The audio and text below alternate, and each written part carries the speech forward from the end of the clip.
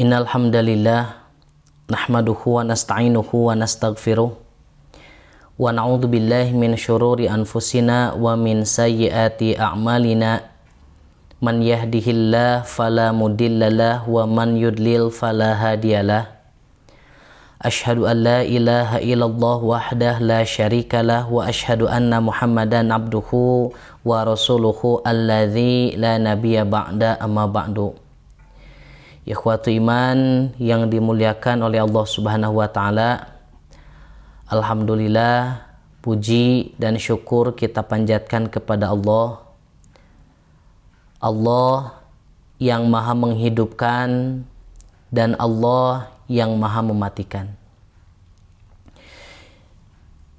Imam Al-Qurtubi, beliau menyusun satu kitab dengan nama Kitab At-Tadhkirah bi ahwalil mauta wa umuril akhirah.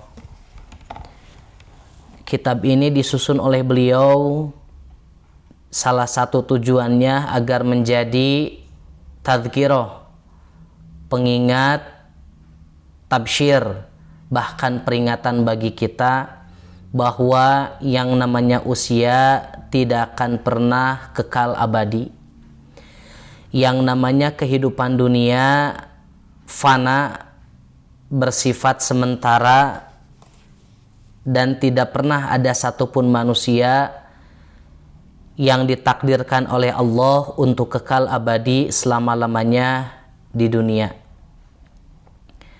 Siapapun mereka, baik rakyat jelata, para pejabat, para asatid, para ulama, bahkan para nabi, tidak ada satupun di antara mereka yang dikekalkan oleh Allah Subhanahu wa taala di dunia. Selama mereka bernafas, selama mereka bernyawa, pasti akan mengalami al-maut, yang namanya kematian. Nah, di antara salah satu tujuan Imam Al-Qurtubi menyusun kitab ini sebagai pengingat bagi kita bahwa jangan sampai kita terlena dengan kehidupan dunia, sebab ada masanya di mana kita akan menyusul orang-orang yang telah lalu meninggalkan dunia. Akan ada masanya di mana kita mengikuti orang-orang yang sudah meninggal dunia lebih dahulu daripada kita. Salah satu bab yang ditulis oleh Imam Al-Qurtubi dalam kitab ini adalah Babu Dzikril Mauti wal Isti'dadi lahu. Bab terkait mengingat kematian, wal isti'dad, dan mempersiapkan diri lahu, untuk menjemput kematian. Bab ini sengaja dicantumkan di dalam kitab ini oleh Imam Al-Qurtubi dengan tujuan bahwa yang namanya kematian itu adalah satu hal yang pasti adanya. Maka bagaimana kondisi kita ketika meninggal? Apakah akan menjadi orang yang husnul khotimah, baik di penghujung, atau menjadi orang yang su'ul khotimah, jelek di penghujung usia? Nah, maka pantas jika Imam Al-Qurtubi mencantumkan bab ini dengan tujuan agar umat manusia, terkhusus orang-orang yang mereka beragama Islam, terkhusus kita orang-orang yang beragama Islam, ketika meninggal dunia ada dalam keadaan husnul, ada dalam keadaan baik. Imam Al-Qurtubi kemudian mencantumkan beberapa hadis yang berkaitan dengan bab ini. Di antaranya Imam Al-Qurtubi mencantumkan hadis yang diriwayatkan oleh Imam An-Nasa'i yang diterima dari sahabat Abu Hurairah. Qala, ia berkata, Qala Rasulullah sallallahu alaihi wasallam, Rasulullah sallallahu alaihi wasallam beliau bersabda, "Aktsiru dzikra hadimil ladzati," yakni al-mautu. Perbanyaklah oleh kalian untuk mengingat perusak al-ladzat, kenikmatan, yakni al-maut, yaitu kematian.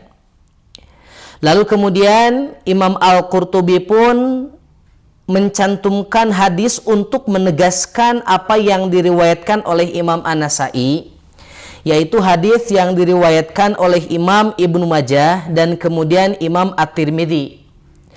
Kharrajahu, yang mereka meriwayatkan, yang kharrajahu Abu Nuaimin, Abu Nuaim telah meriwayatkannya atau telah mengeluarkannya, Al-Hafidh bi isnadihi, dengan sanadnya, min hadits Malik bin Anasin, dari Malik bin Anas, an Yahya bin Sa'idin, dari Yahya bin Sa'id bin Al-Musayyab, an Umar bin Al-Khattabi, dari Umar bin Khattab, qala, ia berkata, qala Rasulullah sallallahu alaihi wasallam, Rasulullah sallallahu alaihi wasallam beliau telah bersabda, aktsiru min dzikri hadimil ladzati. Qulna ya Rasulullah wa ma hadimul ladzati? Qala al-mautu. Umar bin Khattab ia berkata, Rasulullah sallallahu alaihi wasallam beliau telah bersabda, perbanyaklah oleh kalian dari mengingat perusak kematian. Kemudian kami, yaitu para sahabat, bertanya, ya Rasulullah, wahai Rasulullah, wa ma hadimul ladzat? Apa yang dimaksud dengan perusak kematian, perusak kenikmatan? Qala, kemudian Rasul dengan tegas menjelaskan, al-mautu, yaitu kematian. Lalu Imam Al-Qurtubi untuk menguatkan dua hadis yang menjelaskan tentang anjuran dari Rasul untuk selalu mengingat kematian, karena hakikat dari kematian itu adalah merusak kenikmatan yang dianggap abadi oleh kita, yaitu kehidupan dunia. Maka kemudian Imam Al-Qurtubi perlu untuk menguatkan kembali bukan hanya mengingat-ingat tentang kematian, tetapi pentingnya untuk mempersiapkan diri dalam menjemput kematian. Imam Al-Qurtubi mengutip hadis yang diriwayatkan oleh Ibnu Majah an Ibni Umar, yang diterima dari jalur Ibnu Umar, yaitu Abdullah bin Umar putra Umar bin Khattab, annahu qala, bahwasanya Ibnu Umar berkata, kuntu jalisan ma'a Rasulillahi sallallahu alaihi wasallam. Satu waktu aku duduk-duduk bersama Rasulullah sallallahu alaihi wasallam, faja'a rajulun, maka tiba-tiba datang seorang laki-laki minal ansori, dari kalangan Ansor. Fasallama 'alan Nabi sallallahu alaihi wasallam, kemudian ia mengucapkan salam kepada Nabi sallallahu alaihi wasallam. Faqala, dan kemudian ia bertanya, ya Rasulullah, wahai Rasulullah, ayyul mu'minina afdolun, mukmin yang seperti apa yang mereka termasuk orang-orang yang paling utama? Qala, kemudian Rasul menjawab, ahsanuhum khuluqan, orang mukmin yang paling utama adalah mereka yang paling bagus akhlaknya, mereka yang paling bagus perangainya, mereka yang paling bagus budi pekertinya. Nabi Shallallahu Alaihi Wasallam ketika ditanya, ya Rasul, mukmin yang seperti apa yang paling utama?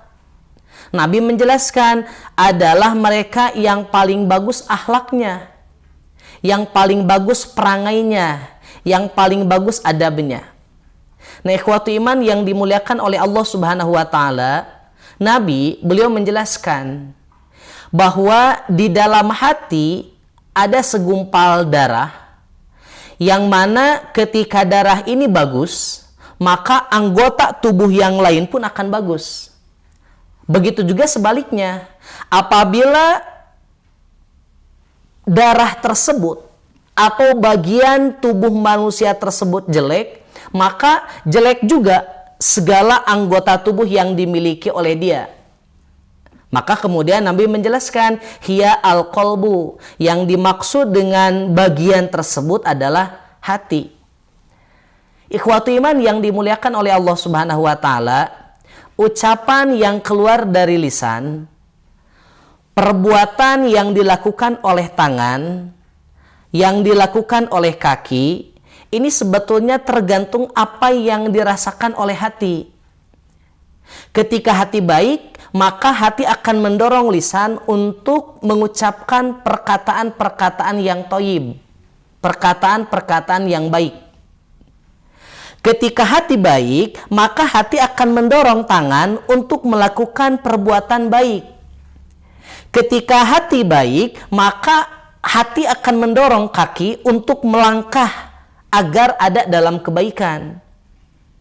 Ketika hati baik, maka hati akan mendorong mata, telinga, mulut untuk melakukan sesuatu yang baik. Nah, ketika seseorang ingin akhlaknya baik, maka yang terpenting bukan hanya memperbaiki mata, bukan hanya memperbaiki tangan, bukan hanya memperbaiki mulut, tetapi yang paling penting ketika akhlak ingin baik, perbaiki hati. Ketika hati sudah baik, maka secara otomatis apapun yang dikeluarkan oleh mulut, apapun yang dilakukan oleh tangan, apapun yang dilangkahkan oleh kaki, apapun yang didengar oleh telinga, apapun yang dilihat oleh mata, pasti baik. Dan begitu juga sebaliknya, ketika hatinya jelek, maka yang keluar dari mulut pun pasti akan jelek. Yang dilihat oleh mata pasti akan jelek. Yang didengar oleh telinga pasti akan jelek. Nah, maka ketika Nabi ditanya, ya Nabi, ayul mu'minina afdolun, mukmin yang seperti apa yang paling utama itu? Nabi menjelaskan, ahsanuhum khuluqan, yaitu mereka yang akhlaknya bagus. Ketika Nabi menjelaskan akhlaknya bagus, berarti yang dimaksud oleh Nabi bukan hanya apa yang terlihat oleh pandangan mata, apa yang terdengar oleh telinga, tetapi ketika Nabi menjelaskan orang mukmin yang paling utama adalah mereka yang akhlaknya baik, artinya orang mukmin yang mereka bagus hatinya, sehingga dengan hati yang bagus dapat mendorong apa yang nampak ada dalam kebaikan. Qala, kemudian sahabat tadi bertanya lagi, ayyul mu'minina aqyasun. Nah, kemudian ya Nabi, kira-kira mukmin yang seperti apa yang termasuk kategori mukmin yang cerdas itu? Qala, Nabi SAW menjawab, aktsaruhum lil mauti dzikron. Orang mukmin yang cerdas itu adalah mereka yang banyak mengingat kematian.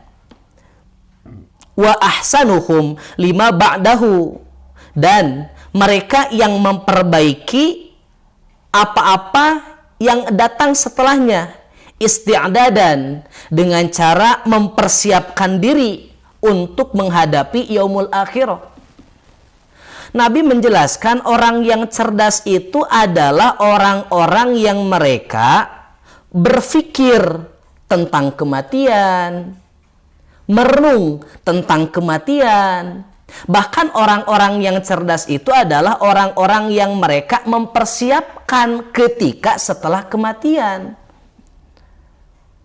Ketika ada orang-orang yang mempersiapkan diri untuk menghadapi yaumul akhirah dengan cara memperbanyak ibadah, taqarrub kepada Allah, segala hal kebaikan dilaksanakan, maka itu orang yang cerdas, itu orang yang pintar menurut Nabi SAW. Nah, kadang-kadang di urang mah siga kieu, nu pinter teh, nu cerdas teh, ketika dia dapat melakukan hal-hal yang berkaitan dengan urusan duniawi. Dia bisa mencapai target, dia bisa mencapai cita-citanya. Kadang-kadang perspektif manusia, jalmi anu cerdas teh jalmi-jalmi yang bisa menggapai cita-citanya.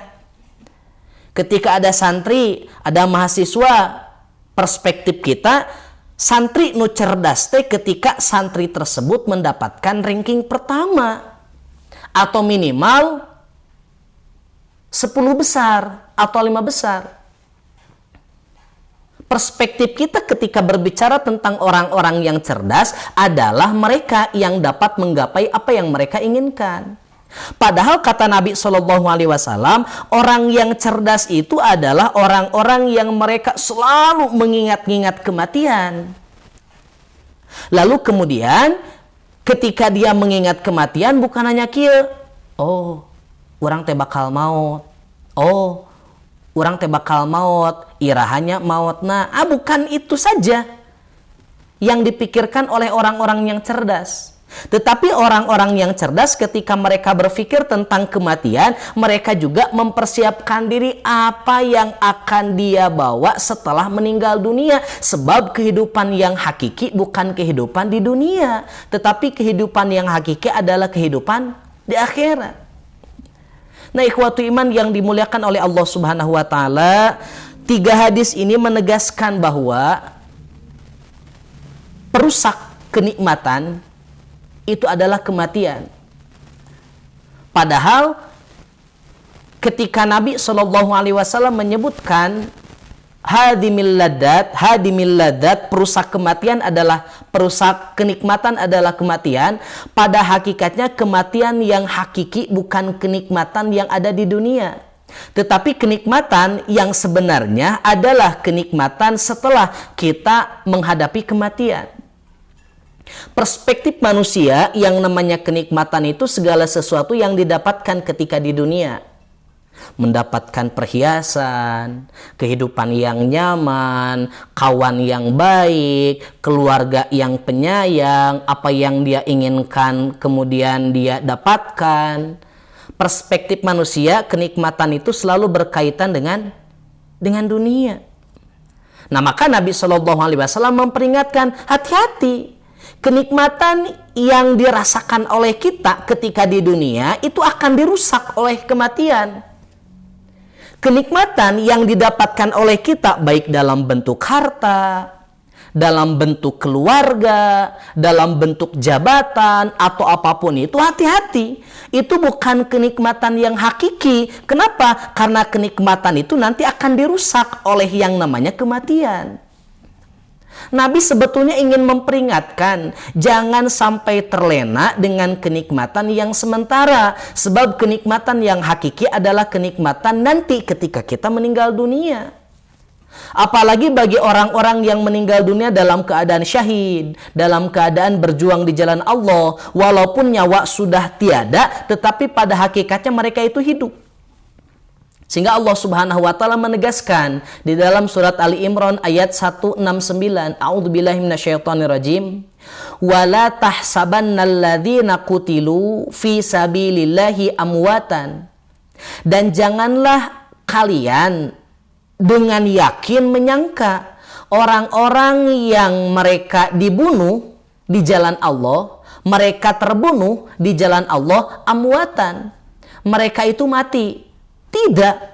Orang-orang yang berjuang di jalan Allah, orang-orang yang berjihad di jalan Allah, orang-orang yang menghabiskan waktu, menghabiskan kesempatan, rela mengorbankan harta, rela mengorbankan waktu, rela mengorbankan keluarga, bahkan rela mengorbankan nyawa untuk berjihad di jalan Allah. Ketika mereka dalam kondisi berjihad amwatan, meninggal, hakikatnya mereka tidak meninggal, bal ahyaun, bahkan mereka hidup inda rabbihim, di sisi Allah, yurzakun, bahkan mereka mendapatkan rizki yang sangat melimpah di sisi Allah Subhanahu wa taala.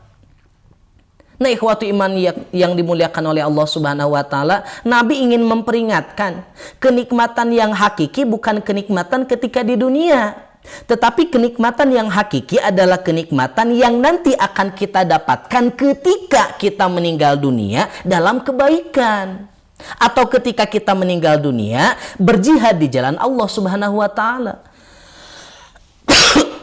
balasan yang didapatkan oleh kita itu tidak sepele.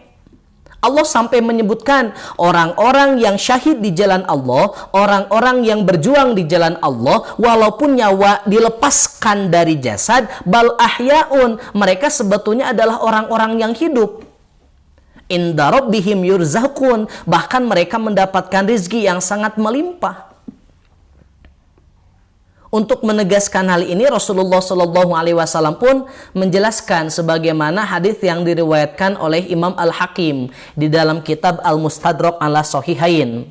Beliau Al-Hakim mengutip hadis yang diterima dari jalur sahabat Abdullah bin Abbas radhiyallahu anhuma, mudah-mudahan Allah meridhoi kepada keduanya. Ia berkata, qala Rasulullah Shallallahu Alaihi Wasallam, Rasulullah Shallallahu Alaihi Wasallam beliau telah bersabda, asyuhada'u ala bariqin nahrin bibabil jannati. Orang-orang yang syahid, yaitu orang-orang yang meninggal dunia ketika memperjuangkan agama Allah, ketika orang-orang yang berjihad di jalan Allah, li'ila'i kalimatillah, untuk meninggikan kalimat Allah Subhanahu wa taala, mereka terbunuh atau mereka meninggal dunia, maka asyuhada'u ala barikin nahrin bibabil jannah, mereka akan ada di tepian sungai yang berkilauan yang tepat ada di depan pintu surga. Bahkan fi qubbatin khadra'a, mereka bukan hanya selonjoran di pinggir sungai, mereka bukan hanya menikmati bagaimana sungai yang ada di depan pintu surga, bahkan mereka sedang bernaung di bawah kubah yang berwarna hijau. Yakhruju alaihim rizquhum bukratan wa asyian, yang Allah Subhanahu wa taala berikan rizki kepada mereka.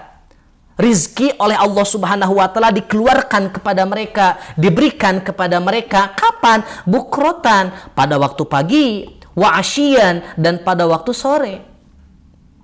Nah, ikhwatu iman yang dimuliakan oleh Allah Subhanahu wa taala, inilah sebetulnya kenikmatan yang hakiki yang harus diperhatikan oleh kita.